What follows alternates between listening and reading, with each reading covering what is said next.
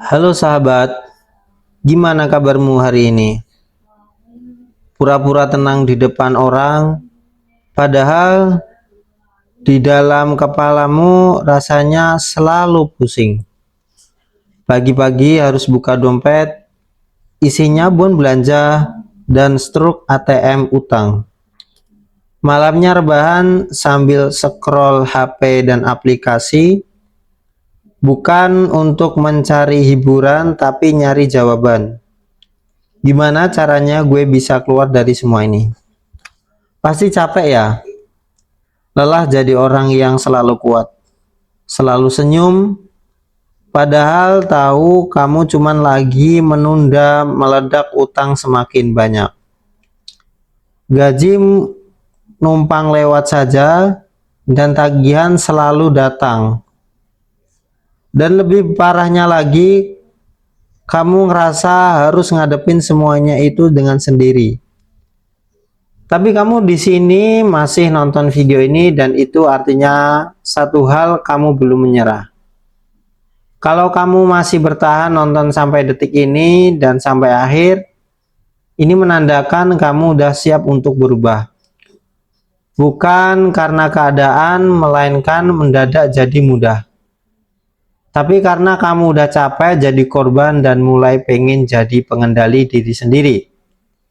Di video ini, aku akan mengajak kalian semua untuk ngelewatin 5 langkah kecil tapi krusial banget.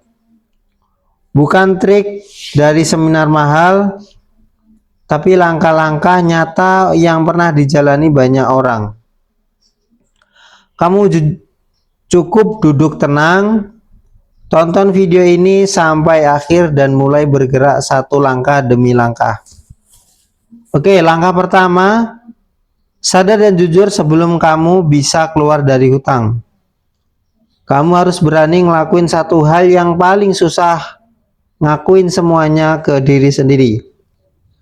Iya, semuanya. Nggak usah dibagus-bagusin, nggak usah disederhanain. Duduk, ambil kertas di tasmu, dan tulis semua yang kamu pinjam. Baik utang ke bank ataupun utang ke teman. Kenapa harus ditulis? Karena selama ini kamu nggak ngadepin utang. Kamu cuma ngadepin rasa malu, takut, dan juga gengsi yang sangat tinggi. Padahal rasa itu nggak akan lunasin rupiah satu pun. Orang sering bilang, gue stres karena utang. Tapi sebenarnya banyak dari kita bukan stres karena jumlah utangnya, tapi karena kita nggak terlalu persis berapa totalnya. Kita cuma diteror oleh angka yang mengambang di kepala. Percaya atau enggak sih? Padahal saat kamu tulis semua itu dengan jujur, meskipun sakit, kamu bakal ngerasa lebih ringan. Ngerasa untuk ingin melunasinya. Nggak peduli seberapa detail pertanyaan, kamu tetap nggak akan bisa cari jalan keluar. Karena kamu belum bisa tahu di titik awalnya. Dan sadar akan posisi kamu sekarang dan seberapa dalam lubangnya itu bukan kelemahan, itu adalah kebangkitan.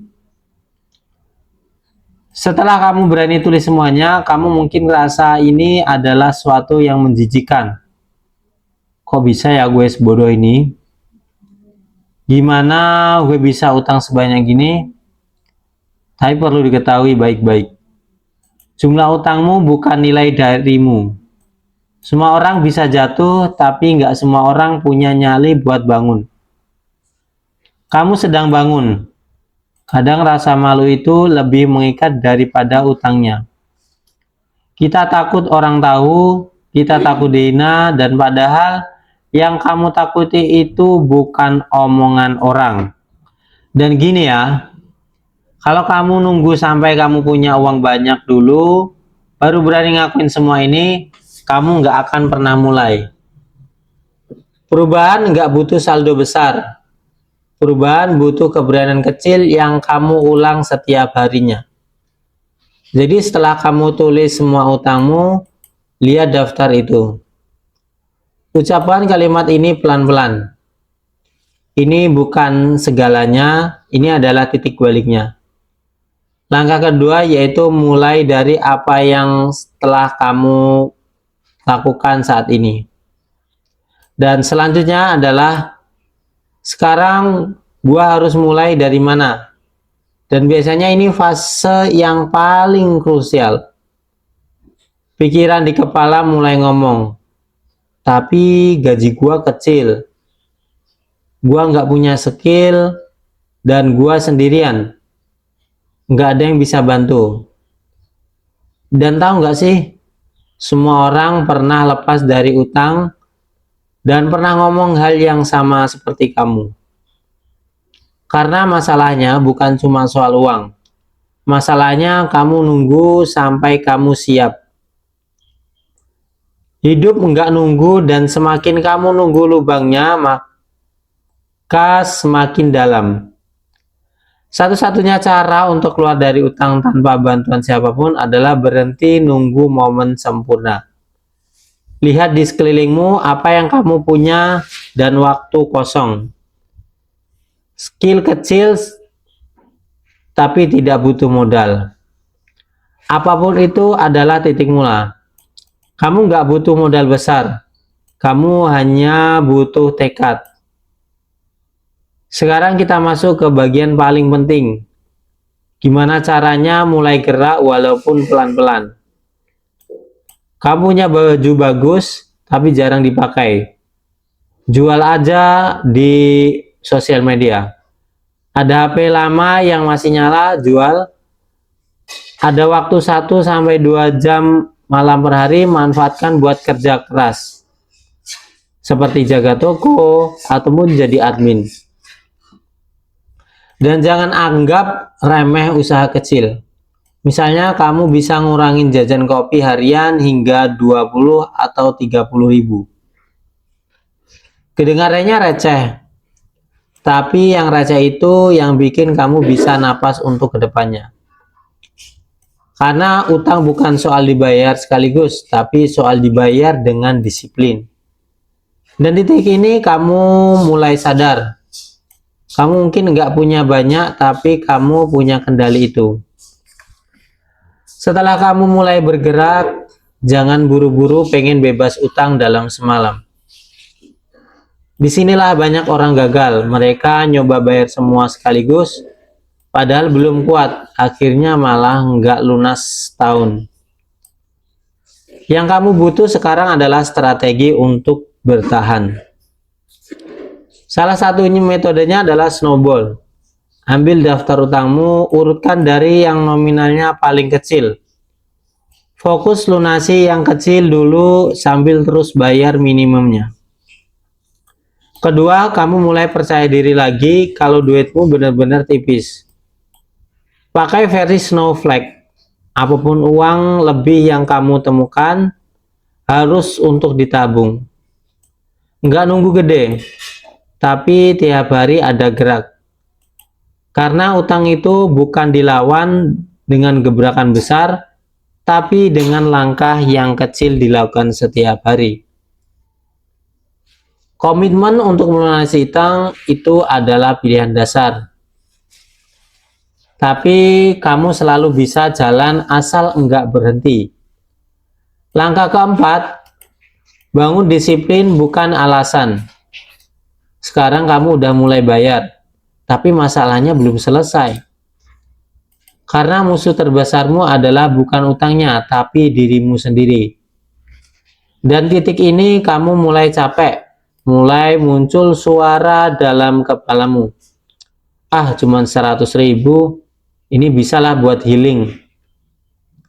Hati-hati, itu adalah jebakan belaka. Banyak orang gagal bukan karena nggak punya penghasilan, tapi karena mereka kalah sama gengsi. Kalau kamu benar-benar mau bebas, kamu harus berani hidup beda sebentar. Dengan cara turunin gaya dan juga stop pamer. Jangan ikut-ikutan teman dengan gaya hidupnya. Dan perlu diketahui, disiplin itu bukan soal ngorbanin kesenangan selamanya, tapi mengatur soal prioritas. Dan kabar baiknya adalah disiplin itu bisa dilatih. Setiap kali kamu tolak satu godaan, kamu jadi lebih kuat. Jadi, mulai hari ini berhenti cari pembenaran. Karena yang kamu butuh adalah motivasi. Langkah kelima adalah pola hidup. Bukan cuma pola bayar. Setelah semua perjuanganmu selesai dan kamu berani jujur, mulailah bergerak dengan cara bayar sedikit demi sedikit. Sekarang kamu sampai di satu titik penting. Jangan cuma ubah bayar, ubah cara hidup. Banyak orang yang sukses dari hutang. Karena apa? Karena pola pikir adalah gaya kehidupan. Dulu boros, sekarang boros lagi. Dulu utang buat gengsi, sekarang utang buat investasi. Dan akhirnya hidupnya cuman muter di siklus sama. Kalau kamu benar-benar mau lepas dari siklus itu, kamu harus ubah, cari untuk memperlihatkan bagaimana sifat keaslianmu. Uang itu bukan buat pamer, bukan buat ikut-ikutan, tapi buat ketenangan hidup. Kamu bukan cuma ingin bebas dari utang, kamu pastinya ingin punya hidup yang enggak dikendalikan oleh uang. Tapi kamu yang kendalikan uang. Sekarang mari kita tarik napas sebentar dan lihat lagi perjalanan kita barusan. Langkah pertama, sadar dan jujur. Langkah kedua, mulai dari apa yang ada dan lakukan gerakan-gerakan yang bisa membayar utang kalian. Langkah ketiga yaitu bayar sedikit tapi konsisten. Langkah keempat, bangun disiplin bukan alasan, hentikan pembenaran. Dan langkah kelima, ubah pola hidup. Bukan cuma pola bayar, bebas utang itu adalah awal hidup sederhana, stabil, dan sadar. Yang menyelamatkan kamu bukan uang, tapi keputusan. Uang bisa datang dan pergi, dan keputusanmu untuk berubah itulah yang mengubah hidupmu. Oke, jadi pesan dari cerita ini adalah kita harus berbijak dalam mengambil hutang. Dan ketika kita mempunyai hutang, maka kita harus melunasinya. Semangat dan terus berkarya untuk teman-teman semuanya.